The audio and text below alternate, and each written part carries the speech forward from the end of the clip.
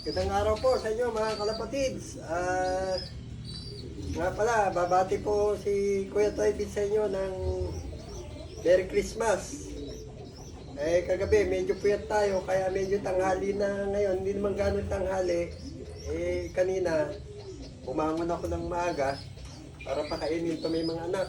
Tapos humiga muna ulit tayo para makapahinga. Importante, unahin muna natin itong mga breeder. Di ba yung mga flyer, makakapaghintayan, saka yung mga stock bird, pero mga breeder, hindi dapat ginugutom. Merry Christmas nga pala sa inyong lahat na mga kalapatids yan. Sana itong dadating na taon, kung nag-umpisa na akong magsalang ng ating mga breeder,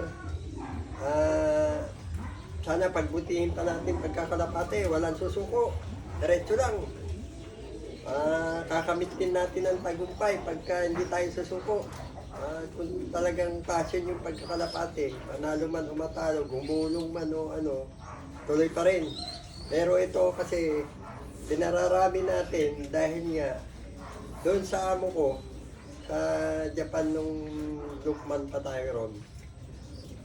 Hirap na hirap kami magpabiyahe ng mga kalapate.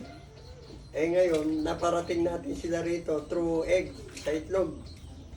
Kaya maswerte tayo at meron tayo mga Japan bloodline dito sa Pilipinas na. Andito po kay Kuya Toybit. Yung 4 na bloodline po nung amo ko, na si Mr. Deunin, at saka yung mga bloodline ni Mr. Nakamura, meron po tayo rito. Puro itlog po yan na pinadala. Sa sobrang hirap, ayaw nilang magbigay talaga ng ang dami ng tumulong pero walang nangyari. Kaya ito, nagpakasakali tayo, sinuggest yung amo ko, itlog na lang. Andito sila. Pero itong mga banda rito, mga local breed to, isasali sa sa liparan dito sa Pilipinas. Etong isa, dalawa, 3 na lang ang natitirang Japan dito, iaakit ko na rin sila pagka medyo kumakain na yung mga anak. So, Merry Christmas sa inyo mga kalapatids dyan. Maraming salamat sa mga walang sawan sumusuporta sa YouTube channel ni Kuya Toybit. So ito, papasilip ko sa inyo yung ating mga alaga dito. Na mga, ito yung mga direct Japan. 3 pair na lang naiiwan. Nasa, ito pa pala, 1, 2, 3, 4 na pair. Papakita ko po sa inyo. Yan, pakita ko sa inyo yung 4 na pair na natitira. Itong ating Jansen.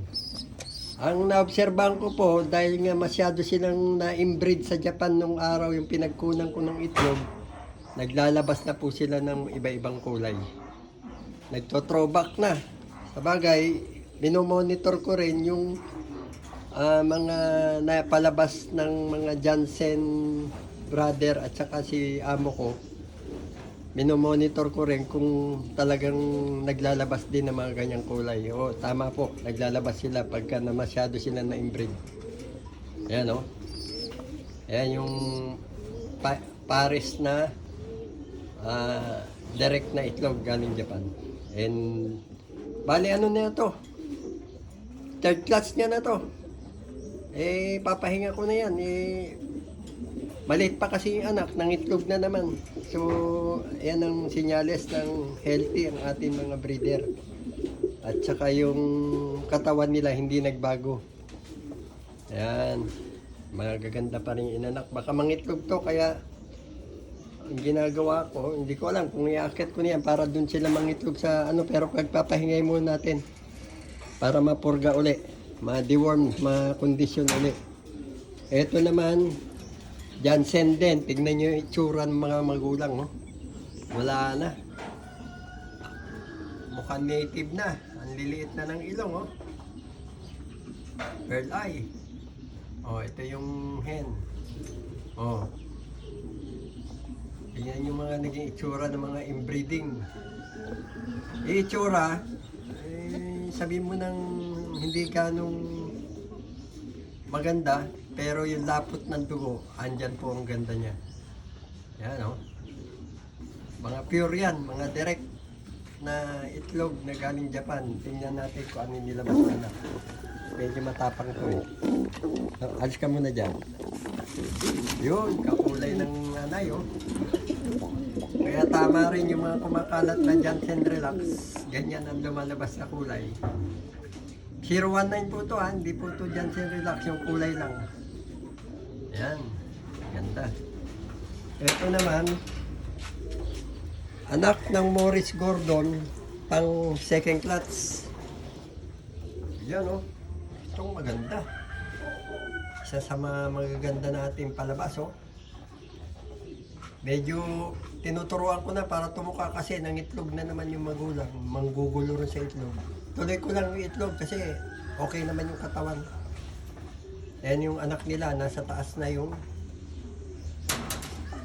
unang anak. Pangalawa, magiging pangatlo na to. Ito naman, aawatin na natin kasi pangatlo na. Pahinga yan. Matagal natin pagpapahingayin yan. So ito, yung magulang nung pinakita kong dalawa. Tingnan yung itsura ha. Focus natin para makita nyo. O, ganyan na itsura. Mukhang native na oh. Eh, naobserbahan ko. Miski nung umalis, bago pumalis kay Mr. Leonim, kinasa ko na itong mga kinunan ko ng itlog, yung mga napisaron, bago ko kinuhanan ng itlog. Ganyan na rin ang naging itsura nung lumabas doon, bago ko umalis. Inobserbahan ko muna. Talagang ganyan na. Nalabasan na yung malilitang ilong dahil nga doon sa bloodline nila. Masyado ng malapot. Ayan, kaya maswerte makaka-avail nito mga magiging anak nito. So meron pa tayong isa rito sa baba. Ano naman to? Luis Opel. Ang mabagal natin ma-introduce yung ano, auto winner. Kasi swertihan natin na nabuhay, dadalawa lang na pares. Ang Jansen marami, tsaka Morris Gordon. Ang Opel, dalawang pares din. Ayan, ang Luis Opel. Second clutch. Ito yung naglabas nung gold bar. Yung medyo gold yung kanyang pinaka-bar niya. O, healthy yung naging anak ng second clutch din. Pahingan na rin muna to. Yung anak ko. Ngayon, mamaya dinis tayo ng pugat. Pwede ng singsingan. Sisingsingan na natin mamaya yan. Yun o. Yan ang Luis Opel. Si Mr. Leonim. Tingnan nyo. At least yung tatay medyo ano pa.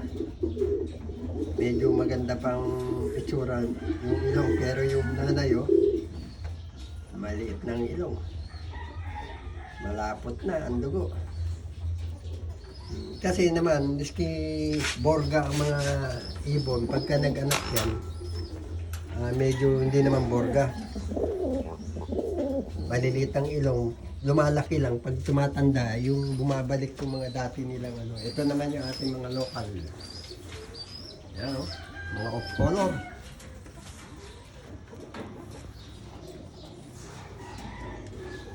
Yan. Ito 10 days na pinagpares. 10 days na. Ayan, pwede nang papisahan yung itlog niya. Kasi meron yung 4 days nag-itlog na. Tinanggal ko yung itlog kasi baka wala pang similya, hindi pa gano'n nasampahan. Ayan o. Ayan, ewan ko kung meron na to. Wala pa. Gaganda ng mga off-color natin. Mga GMT line. Lahat po ito, GMT. Ito meron na. Ayan, nakaka-date na. Pwede na to kasi nakita ko masipag naman sumampa tong ating cup. Ayan, may isang itlog na yung hen. Panlipad natin to, mga GMT line. Tapos yung iba galing ng Maynila. Yun doon sa ating mga mababait na mga kalapatids na nag-share ng magaganda nilang mga kalapate na pinapagamit kay Kuya Toy Biz. Pero nakabukod ang Japan natin ha. Hindi natin pwedeng ihalo dito sa mga to dahil kung Japan lang. Mahirap ng yan Gracell. Oh. Meron din tayong Japan na Gracell ha. Yung Nakamura line.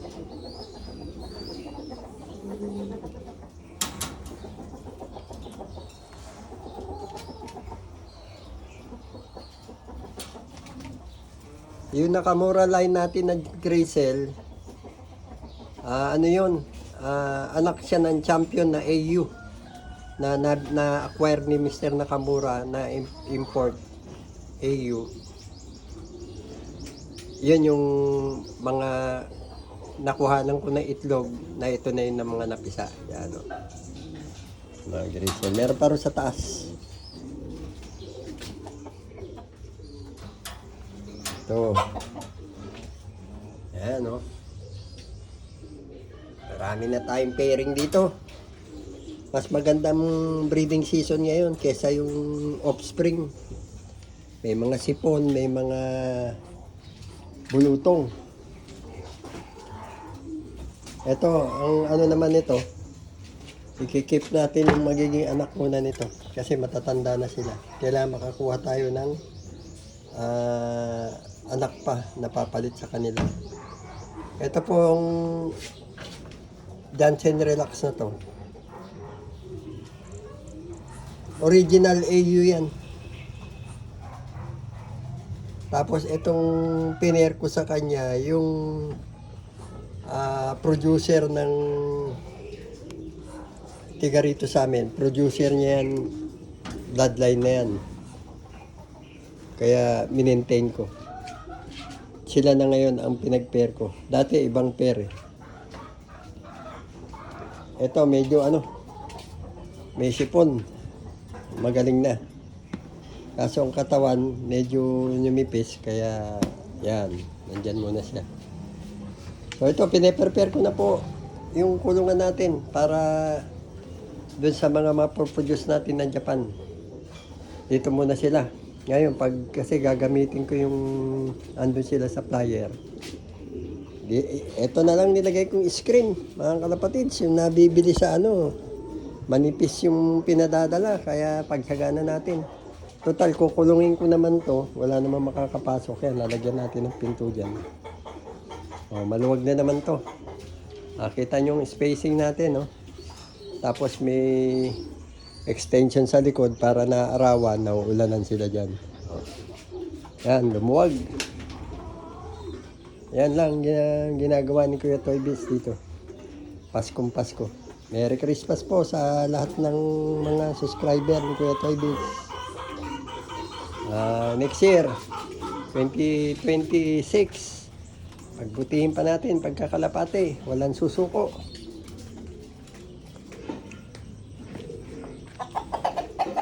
Yan, ito yung mga sitter, Yan sila. Yung atin mga sitter.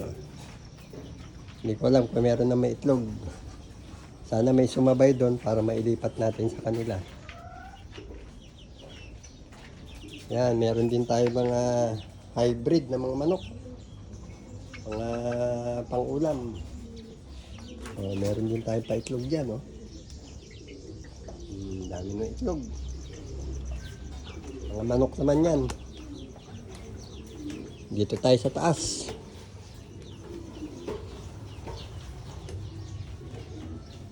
Ganda magpakawala ngayon, pero napapansin ko pag ganitong oras, matigas ang ulo mga kalapati. Yan, nakahanda na. Mamaya pag nagawan ko ng lock to, lalagay na natin yung mga Japan. Ang plano ko po dito ang natin ipepwesto si auto winner. Magiging bahay ng auto winner to. Number 1. So number 2, Luis Opel. Lalagay natin. May nang itlog pero puro babae ito And number 3, yan natin ilalagay si Morris Gordon. Yan. Yan ang itlog, oh. Yan ang itlog. Wala naman pares. Pag nagbe-breeding po kayo, huwag niyong kakalimutan lagyan ng kada isang pinto, lalagyan po natin ng lagayan ng grits. Babad lang sa grits. Yan, nasakto rin yung kulungan na pinagawa natin. Binaklas ulit yan. Yan hindi nagkasya. Dito po sa dulo, dito natin ilalagay yung mga 019 deadline Jansen. Yan, dito natin sila pwesto. Ito mga kak. Yan na. Mamaya, pag naayos ko yung lock niyan, cock and hen muna. Saka natin pagkasamahin. Ayan o. Maraming 019 dito. Bagay, meron tayong Lewis Opel yan o. Lewis Opel. Dalawa na kagad yan. Pangatlo sa baba. Dalawang cock, so kukuha tayo ng dalawang hen na Lewis Opel dito sa kabila. Meron din tayo nakamura kung sino yung konti na pairing. Kasama na natin yung ano, yung Mr. Nakamura.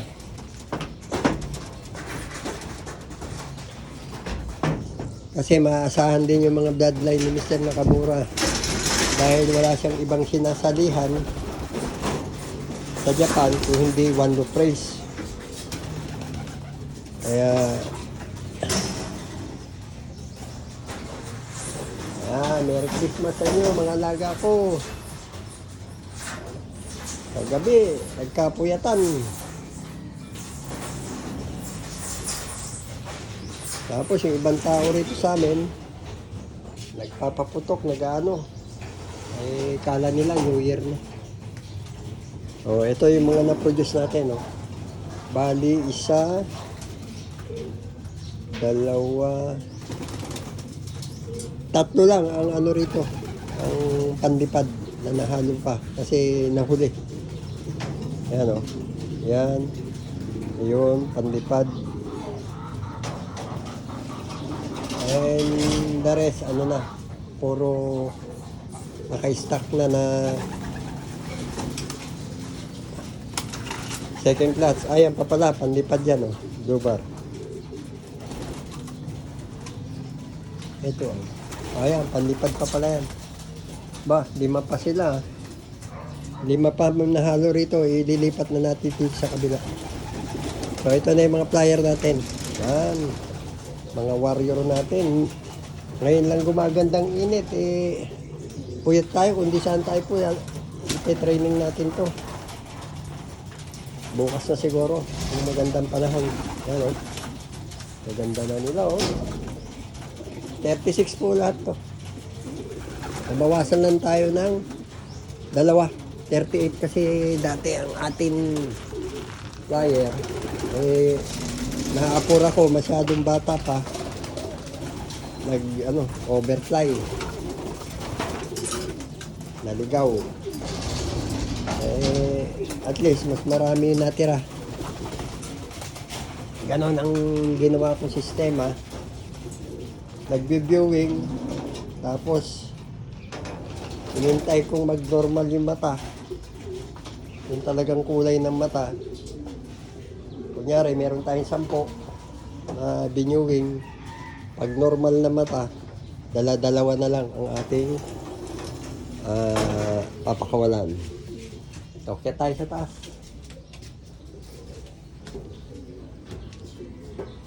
Yan yung ating 3rd floor. Oh, ganda ng ano. Bago siguro bagong taon, pipinturahan ko na to. Ito hindi na, ito lang. Pinturahan natin yan mga kalapatids, saka to. Kasi ang kulay nito dati ganito, pinatungan ng orange, naging dilaw. Dito. Kukulayan natin to. Tsaka itong bubong ng 3rd floor. Kukulayan po natin mga kalapatids. So, mga tao tulog. Puyat kagabi. Oh.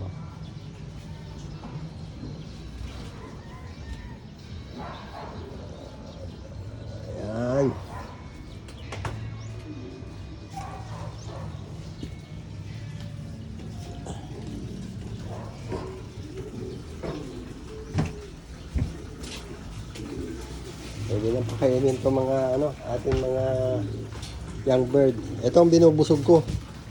Basta young bird po, binubusog ko talaga. 3 times a day sila nang kumakain. Para ma-build yung katawan nila, magandang bulas. Kasi future breeder yung mga yan.